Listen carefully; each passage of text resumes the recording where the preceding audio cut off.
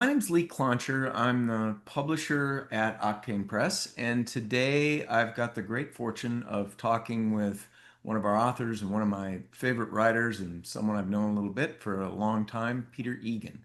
Peter has a brand new book out, Landings in America. We're going to talk about that a little bit today. Peter is one of America's favorite motoring riders. He wrote for Cycle World and Road and Track. We were just talking for a long time. Peter, great to have you here. Nice to be here. Peter, tell us a little bit about this journey you went on and what we were looking to see and how that led to become a book.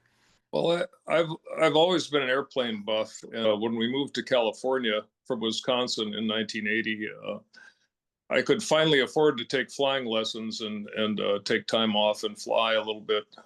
And So I took flying lessons and got my pilot's license. And then Barb, my wife Barbara, went to ground school with me, and she decided that rather than just being the radio operator and navigator, she should take flying lessons too. So she signed up just about the time I got my pilot's license and started flying. And so the two of us were pilots, and we were renting airplanes. And I've always had a dream of flying, as I say in the book, low and slow around the United States and just looking at the country from a low altitude.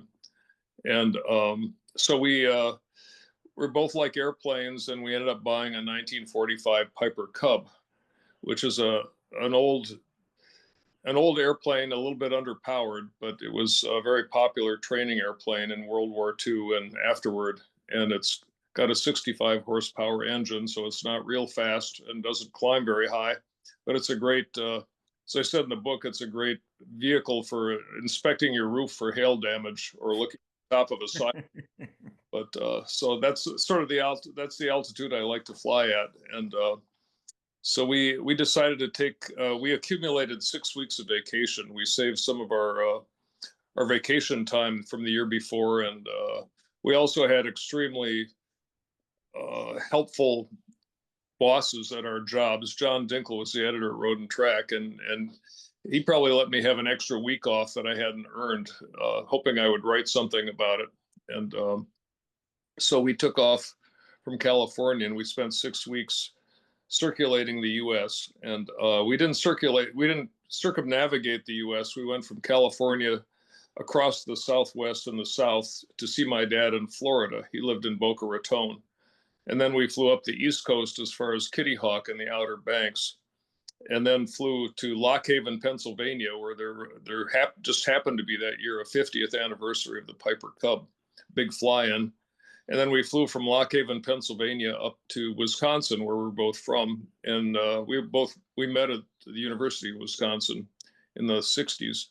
And so we got together with our old friends, and then flew up north from Madison to see Barb's parents, who lived in northern Wisconsin in a cottage on a lake. And then we came back and flew diagonally back to California. So we didn't make it to the Northeast or the Northwest, but we still flew about 7,000 miles, and we were flying almost every day for 6 weeks. Oh my gosh. And staying in small little airports, correct? Yeah, we landed at. We always tried to go to small airports and small towns. A couple of times we had no choice, so we had to land for fuel at a larger airport. But we tried to land at small grass strips and small paved strips, and hitchhike into town, find a motel or camp. And we had brought a tent along to camp under the wing. That was part of the idea. And we only used that a couple of times on the whole trip because it was so hot. It was an exceptionally hot summer in 1987.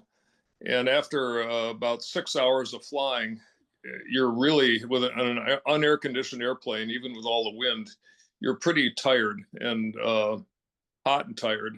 And so we always look forward to taking a shower and cleaning up and going out to eat in a restaurant somewhere in some little town. So we either hitchhiked into town or walked in most cases. And a couple of times we camped when we had no choice. But And in the book you had it's amazing all the interesting encounters you had. One of the ones that seemed to really strike you was Kitty Hawk and Kill Devil Hills.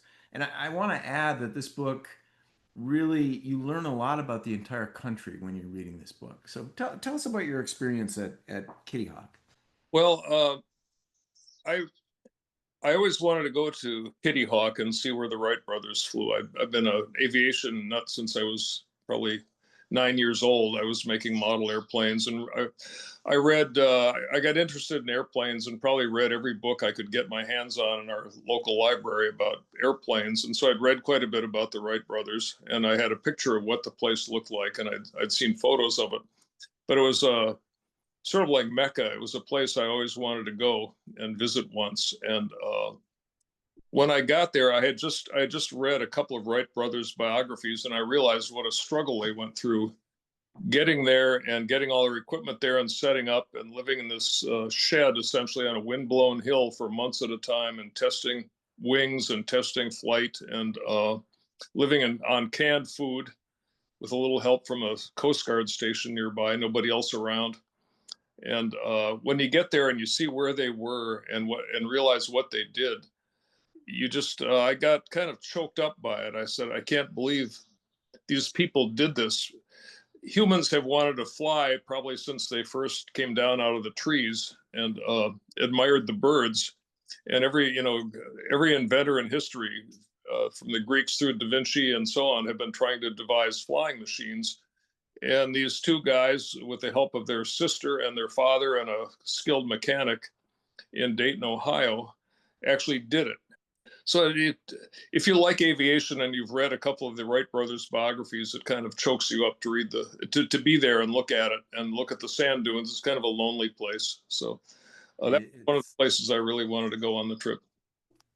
that brings us to something we talked about, which is when you wrote this book, you mentioned taking 2.5 years to write it.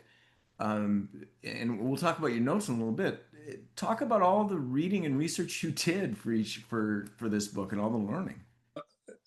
I did the trip, and I've always been a history buff, so I thought I knew general history of things. But when you fly in a light plane and you go over the Outer Banks and you land in these small places and you see them, and then we spent quite a bit of time in the South. We flew up the James River, and we ended up flying through Virginia over almost all of the major battlefields were underneath our wings somewhere.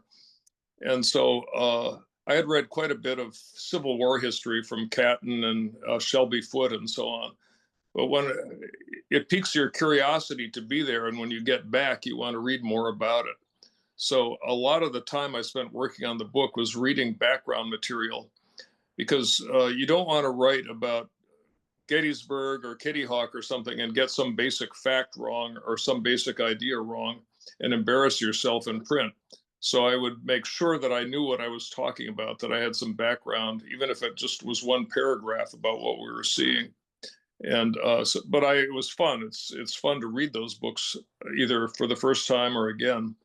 And so I did a lot of reading for the as background for the story. And uh, it also helps, of course. Now we have the internet, and you can go on Google Earth and actually look at an airport you landed at 30 some years ago and see what's there now, if they've added a runway or if the hangar is still there or the road into town is still the same road.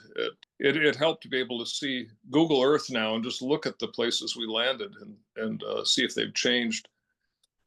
As you traveled back in time, so you're doing this, right? You're writing the book and you're going Mhm. back to these places.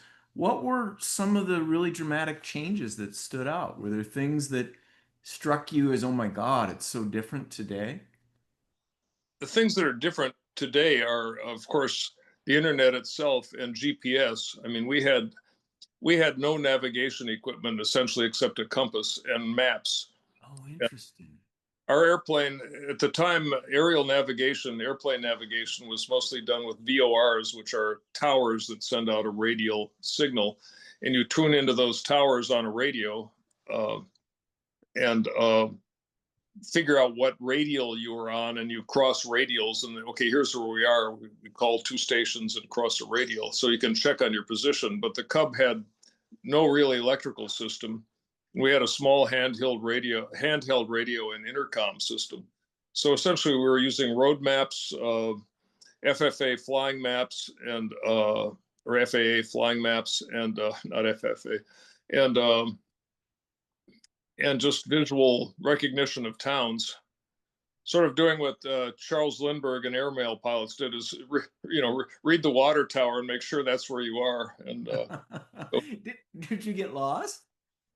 only once we got lost leaving Palm Springs. I followed the wrong road and we almost flew across the we almost flew into Mexico. And I said, "Oh wait, this isn't right.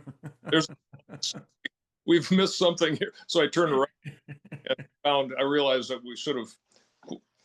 I said in the book, it's always embarrassing when you take the wrong road with an airplane, and we did for a few minutes. But I think that's the only time we're actually lost. There was a little confusion at times around, like around southern Louisiana. There were a couple of airports close by the area, where we're landing, and in southern Louisiana. And we said, okay, that must be this road. No, no, it's this one, and the airport's over there. So we had a few moments like that, but not too much. It was Okay. pretty easy to see where you were. This has been really great. I really appreciate you taking the time. We really are thrilled to have your book. I'm sure this is first of many conversations you'd have. Is there anything else you'd like to tell viewers out there about your book? I don't know. It's just it's been a wonderful experience for me writing the book, just to reread history and think about what's changed and where we're going, and so on. So I hope people who read it enjoy it. So I hope that people who just like to travel and are curious about the country will be interested in it too. The book is just a real pleasurable journey back into the 80s. And as always with you, Peter, a joy to read. Great to be here. Thank you.